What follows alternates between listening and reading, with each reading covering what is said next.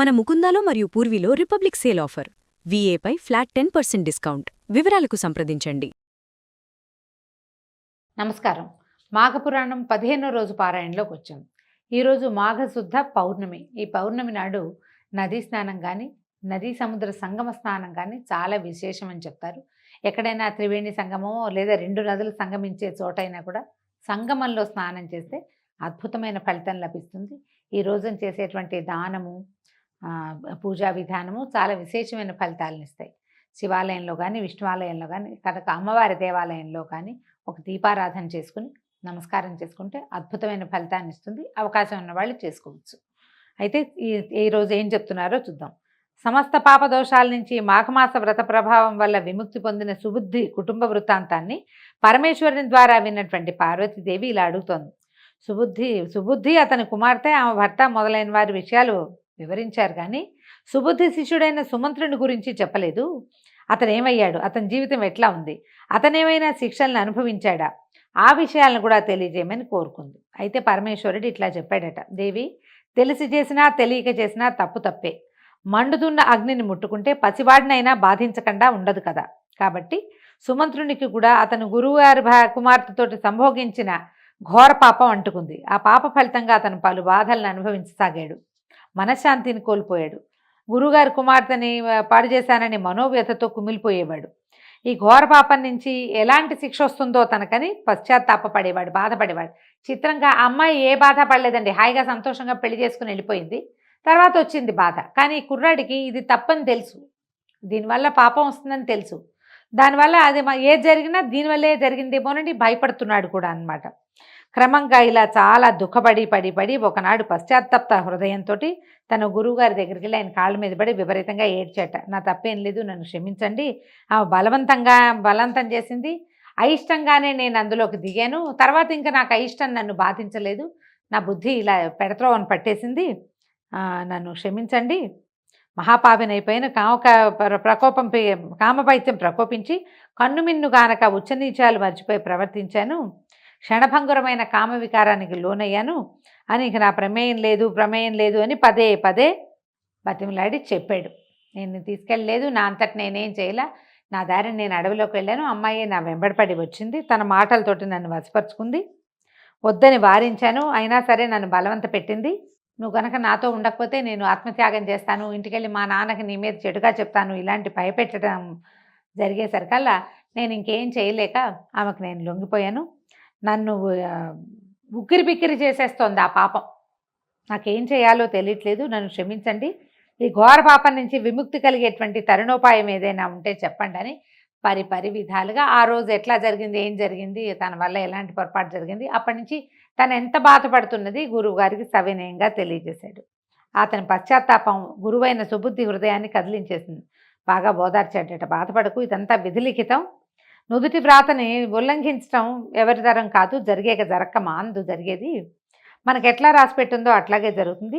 పశ్చాత్తాపానికి మించిన ప్రాయశ్చిత్తం ఇంకోట్లేదు. సరే, నువ్వు పాపరహితుడు అయ్యేందుకు ఒక మార్గం ఉంది. ఆయన తెలుసుకున్నాడు. ఆయనేమో తన కూతురు పాపాలు పోగొట్టుకోవడానికి సిద్ధుడు ఆజ్ఞాపించిన విధంగా చేసుకున్నాడు. తన శిష్యుడికి తను చెప్తున్నాడు అనమాట. నువ్వు గంగా తీరానికి వెళ్ళి ఒక పుష్కరం అంటే 12 సంవత్సరాల పాటు మహావిష్ణువుని ధ్యానిస్తూ తపస్సు చేసుకో. ఆ తప ప్రభావం వల్ల నీ పాపాలన్నీ పటాపంచలవుతాయి, నువ్వు పాప విముక్తుడిని అవుతావని శిష్యుడికి తపో మార్గాన్ని ఉపదేశించాడు. ధన్యోస్మి అని పరి విధాలుగా నమస్కారాలు చేస్తూ, మీ ఆజ్ఞ ప్రకారం నేను ఇప్పుడే వెళ్ళిపోతాను, తపస్సు చేసుకుంటాను, సెలవిప్పించండి అని ఈ సుమంత్రుడు ఏం చేశాడట, గంగా తీరానికి బయలుదేరాడు. మార్గమధ్యంలో అడవి ప్రాంతం అంతా కొండలు గుట్టలు సెలయేర్లతో పచ్చని చెట్లతోటి రంగురంగుల రమణీయమైన పుష్పజాతులతో నిండి ఉండి కళ్ళకి విందు చేసేలాగా ఉంది. ప్రకృతి సౌందర్యం పరవశింపచేసేలాగా ఉందట. క్రూర మృగాలు సాధు జంతువులు కలిసి ఐకమత్యంతో ఉండేవి. విరోధ జంతువులైన నెమళ్ళు పాములు విచ్చలవిడిగా విహరిస్తున్నాయి సంతోషంగా. పరస్పర వైరుధ్యం కలిగిన పలు జంతువులు సఖ్యంగా కనపడుతున్నాయి. ఆ ప్రాంతమంతా అరమరికలు లేని అహింసా ప్రవృత్తితో ఆశ్చర్యం కలిగించింది అతనికి. సుమంతుడు ఆ ప్రాంతంలో విశ్రమించదలిచి ఒక వటవృక్ష ఛాయలో పడుకున్నాడు. అంటే మర్రి చెట్టు కిందకి చేరాడనమాట. నరసంచారం ఏదైనా ఉందా అని చుట్టుపక్కల అన్ని పక్కల చూస్తే కనుచూపు మేరలో దూరంగా అతనికి ఒక ఆశ్రమం కనపడిందట. సరే, ఆ చెట్టు కింద కాసేపు విశ్రమించి కొంచెం అలసట తీరాక ఆశ్రమం వైపుకి నడిచాడు.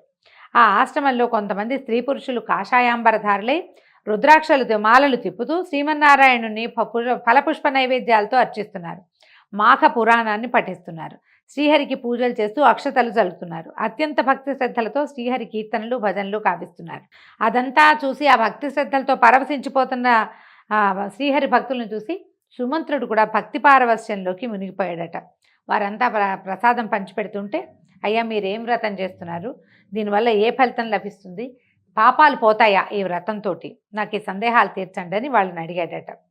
అయితే వాళ్ళు ఏం చేశారు, మనుషుల్ని పాపరహితులుగా చేసేటువంటి మాఘమాస వ్రత మహాత్యాన్ని వివరించడానికి వాళ్ళు ఒక మునిని ఈయనకి నియమించారు. ఈ బైక్ చెప్పండి అని ఒక మునిగారిని సుమంత్రుడి దగ్గర కూర్చోబెట్టారు. ఆ ముని బాలకుడు సుమంత్రుడికి ఇట్లా చెప్పాడట, మేము ఇంతవరకు చేసింది మాఘమాస వ్రత పూజ, ఇది మహావిష్ణువుకు సంబంధించింది, ఇది కేవలం మాఘమాసంలో మాత్రమే చేయాలి. ఈ మాఘమాస వ్రతాన్ని చేయటం వల్ల ఎంతటి పాపిష్టివాడైనా తన పాపాల నుంచి విముక్తుడవుతాడు, ఘోరాతి ఘోర పాపాల నుంచి విముక్తి లభిస్తుంది, సర్వ పాపాలు తుడిచిపెట్టుకుపోతాయి. దీనికి ఏంటంటే చాలా ప్రత్యేకమైన దివ్యమైన మహిమ ఉంది. ఇది జాతి మత కులాలన్నిటికంటే కూడా అతీతమైనది, సర్వులు ఆచరించదగినది. ఎటొచ్చి భక్తి శ్రద్ధలు, నియమనిష్టలు, భగవంతునిపై ధ్యాస, పారమార్థిక సేవే ముఖ్యమైనది. భగవంతుని మీద ఉండే ఈ భక్తి మార్గమే మానవులు తరించడానికి సులభమైన మార్గము అని చెప్పి ఈ నదీ స్నానం ఎలా చేయాలి ఇదంతా వివరంగా చెప్పడం మొదలుపెట్టాడు. చెప్పి ప్రతిరోజు నదీ స్నానం చేస్తాం, విష్ణు పురాణాలు పఠిస్తాము, మాఘ పురాణం వింటామని చెప్తున్నాడు, కానీ ఎవరికి వాళ్ళు విష్ణు పురాణం చదువుకుంటామని చెప్పారు. ఇందులో ఏంటంటే ఇతరులను దూషించటము, పెద్దలు గురువులు పట్ల అమర్యాదగా ప్రవర్తించటము, అసత్యం ఆడటము, భగవద్భక్తుల్ని హేళన చేయటం, పరస్త్రీ సాంగత్యంలో ఉండేవాళ్ళు, తర్వాత దొంగతనము చేయవాళ్ళు, ఎవరివైనా ఇళ్ళు తగలబెట్టడం లాంటివి దుష్కార్యాలు చేసేవాళ్ళు, కపట సాక్ష్యాలు చెప్పేవాళ్ళు, పరిశుభ్రత లేని వాళ్ళు, కన్యలను గుర్రాలను పశువుల్ని అమ్మేవాళ్ళు కొనువాళ్ళు, వీళ్ళంతా బ్రహ్మహత్యాపాతకం చేసిన వాళ్ళతో సమానము. ఎంత పెద్ద పెద్దవి చెప్పారో చూడండి. ఇప్పుడు చాలా మటుకు సహజంగా చేస్తూనే ఉన్నారు. అయితే దైవ సంబంధిత ధనాన్ని అపహరించే వాళ్ళు, దేవుని పూజలు చేయని వారు, నదీ స్నానం చేయని వారు, పరోపకారం చేయని వాళ్ళు, దాన ధర్మాలు నిర్వహించని వాళ్ళు, ఇచ్చిన మాట నిలబెట్టుకోలేని వాళ్ళు, విలువైన బంగారము వెండి రత్నము సాలగ్రామాలు మొదలైన వాటిని దొంగిలించేవాళ్ళు, ఇలాంటి పాపాలు చేసే వాళ్ళంతా భ్రష్టులైపోతారు, రౌరవాది నరకాలు అనుభవిస్తారు. వ్యభిచారులు, చోరులు, బలవంతంగా కన్యలను వేశ్యాకులమందు త్రోయివారు, సోదరుల భార్యలతోనూ గురువుల భార్యలతోనూ స్నేహితుని భార్యలతోటి సహవాసం చేయవారు, జార స్త్రీలు, తమ కంటే పెద్ద వయసు కలిగిన స్త్రీలతో సహవాసం చేసేవాళ్ళు, దగాకోరులు, హంతకులు, జీవహింస చేసేవాళ్ళు, పేదలను హింసించేవాళ్ళు, కఠినాత్ములు, పరుషవాక్యాలతో నిందించేవాళ్ళు, అంటే పోట్లాటలు దిగేవాళ్ళు అనమాట, దోపిడీలు చేయవాళ్ళు, వీళ్ళంతా కూడా మహాపాపులు అవుతారు. ఎంతమంది పాపాల గురించి చెప్పారు, ఎన్ని రకాలు ఉన్నాయో చూడండి. అక్కడి నుంచి ఇదే కాదు, తల్లిదండ్రులను హింసించేవాళ్ళు, మనలో ఇప్పుడున్న చాలామంది కూడా ఆ గుంపులోకే చేరతారు. తర్వాత వివాహాలు చెడగొట్టేవాళ్ళు, తాను ధర్మము చేయక ఇతరులను కూడా చేయనివ్వని వారు, శరణన్న వారిని రక్షించని వారు, పరుధనములకు ఆశపడివారు, బోళంతమంది ఉన్నామండి ఇప్పుడు మనం. చేసిన మేలు మర్చిపోయే కృతజ్ఞులు, తాను తీర్థయాత్రలు చేయక ఇతరులను కూడా తీర్థయాత్రలు చేయనివ్వని వారు, ఎగతాళి చేసేవారు, అరిషడ్వర్గానికి లోనైన వాళ్ళు. ఈ పైన తెలిపిన వాళ్ళందరూ కూడా బ్రహ్మహత్యాపాతకం కాదు, కానీ దాంతో సమానమైన పాపాన్నే వీళ్ళు కూడా పొందుతారు. ఇలాంటి ఘోర పాతకాలన్నిటినీ హరించేదే ఈ మాఘమాస వ్రతము. దీనికి సింపుల్గా, ఈజీగా, సులువుగా చెప్పేదేమిటి, ఉదయమే లేచి సూర్యోదయానికి 1-2 నిమిషాల ముందైనా స్నానం చేసి, ఇంట్లో చేసినా మంచిదే, ఏదైనా వాపి కూప తటాకాదుల్లో నదుల్లోనూ ఎక్కడైనా అలాంటి చెరువు దొరువుల్లో ఎక్కడో చోట స్నానం చేసి సూర్యుడికి అర్ఘ్యం ఇచ్చి నమస్కారం చేసుకుని రోజంతా పోట్లాటలకి గొడవలకి దిక్కండా, రోజంతా కాకపోయినా కొంతసేపైనా భగవన్నామార్చన కనుక భగవన్నామ సంకీర్తన చేసుకుంటే చాలు మాఘమాసం వ్రతం. ఇంకా అంతకంటే విశేషంగా చేయక్కర్ల. ఇంకా మనం ఏదైనా చేయగలిగితే అధికస్య అధికం ఫలం, ఇంత మాత్రం చేసినా చాలు అంటున్నారు. ఈ మాఘమాస వ్రతాన్ని చేయటం వల్ల ఈ పైన చెప్పినటువంటి ఇన్ని పాతకాలు తొలగిపోతాయి. కుంభీపాక రౌరవాది నరకాల్ని అనుభవిస్తూ యమయాతలను పడుతున్న వారి పాపాలు సైతము ఈ మాఘమాస వ్రత ప్రభావం వల్ల హరించుకుపోతాయి. శ్రద్ధగా వినమన్నారు. మాఘమాసంలో అన్ని రోజులు పవిత్రమైనవే. ప్రతిరోజు సూర్యోదయమైన వెంటనే నదికి పోయి స్నానం చేసి సూర్య నమస్కారాలు చేయాలి, ఆదిత్యుడికి అర్ఘ్యం వదలాలి, శుచి అయి విష్ణువాలయానికి కానీ శివాలయానికి కానీ వెళ్ళి భగవంతుని సేవించి, విష్ణువుకి అది విష్ణువాలయంలో అయితే తులసి తీర్థాన్ని సేవించాలి, ఇక్కడైతే మన శివాలయంలో అయితే భస్మధారణ చేయమంటారు. దాన ధర్మాది కృత్యాలని నిర్వహించాలి. తర్వాత విష్ణు హరి సంకీర్తనలు, విష్ణునామ సంకీర్తన, శివనామ సంకీర్తన, భజనో లేదా పురాణ శ్రవణమో చేయాలి. వీటిలలో ఏ ఒకటి చేసినా చాలంటారు. పశుపక్షాదులకు, సాధు జంతువులకు ఆహారాన్ని ఇవ్వాలి. సత్ప్రవర్తనతో మెలిగి భగవంతుని కృపకి పాత్రులవ్వాలి. ఈ విధంగా మాఘమాసం అంతా నెల రోజులు చేయగలిగితే అశ్వమేధ యాగం చేసినంత ఫలితం లభిస్తుందట. మాఘమాసాధిపతి శ్రీహరే కాబట్టి మనం ఏ పూజ చేసినా, ఎలాంటిది చేసినా అది నారాయణ స్వరూపమైనటువంటి ప్రత్యక్ష నారాయణుడి సేవ చేసినా కూడా శ్రీమన్నారాయణుడికే చేరుతుందట.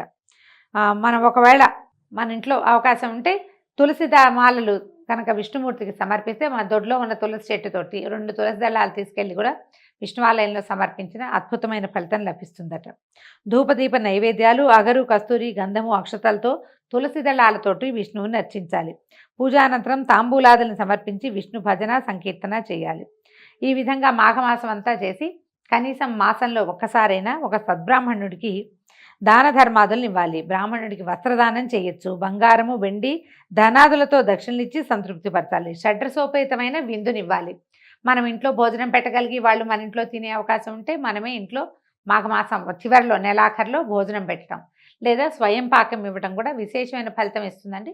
ఏ రోజు కుదిరితే ఆ రోజు చేసుకోవచ్చు. ఈరోజు పౌర్ణమి కదా, ఇవాళ చాలా విశేషం. పొద్దున ఇది విని సాయంకాలం మనం వెళ్ళి దేవాలయంలో అయ్యగారికి ఎవరికైనా స్వయం పాకం మోయినివ్వటం మనం చెప్తాం కదా, పొత్తర్లు ఇవ్వటం, అట్లా ఏదైనా ఇచ్చుకుంటే మంచిది. సర్వపాప విముక్తులు అవుతారు దీనివల్ల. ఈ విషయాలన్నీ సాక్షాత్తు పరమేశ్వరుడే పార్వతీదేవికి విన్నవించారు. ఇంకా తక్కువ రోజులు ఉన్నాయి కాబట్టి, అంటే ఈ కథలో చెప్పే ప్రకారం సుమంత్రుడు వెళ్ళే సమయానికి మాఘం పూర్తవబోతోంది. ఇంకా 3 రోజులు ఉన్నాయిట చెప్తున్నాడు. ఇంకా 3 రోజులే ఉన్నాయి కాబట్టి 3 రోజులు కంటిన్యూస్గా చేసినా మంచిదని ముందు అధ్యాయాల్లో చెప్పుకున్నాం మనం. ఈ 3 రోజులు నదీ స్నానాదులు, పూజలు చేసి పుణ్యాత్ముడివి కమ్ము అని ఆ మునిసత్తముడు సుమంత్రుడికి తెలియజేశాడు. సరే, అప్పుడు ఇతను ఏం చెప్పాడంటే సుమంత్రుడు, నా గురువు అయినటువంటి సుబుద్ధి మహాశయుడు నన్ను గంగా తీరానికి వెళ్ళి తపస్సు చేసుకోమన్నాడంటే, నీ గురువు చెప్పింది అక్షరాల యథార్థం. నువ్వు నీ గురుపుత్రికతోటి సమాగమం చెందావు నాయనా, అది నీకు మంచిది కాదు, నీకు పాపం వచ్చింది, నువ్వు మరుజన్మలో కూడా కొంచెం బాధలు పడాల్సి వస్తావు. అంచేత ఈ 3 రోజులైనా ఈ విష్ణునామ సంకీర్తన చేసుకో, ఈ నదీ స్నానం చేసుకో, శ్రీహరి కృపకి పాత్రుడు అయితే నీకు 6-7 జన్మల తర్వాత అయినా ఈ సమస్యల నుంచి నీకు విముక్తి వస్తుంది అని చెప్పాడు. తర్వాత ఈ మాఘం పూర్తవగానే చివరి రోజున నువ్వు కొంచెం దానం ఏదైనా చేసుకుని ఆ తర్వాత నీ గురువు చెప్పినట్టుగా నువ్వు గంగా తీరానికి వెళ్ళిపోదు. కానీ ముందు నీకు ఇంద్రియ నిగ్రహం రావాలి.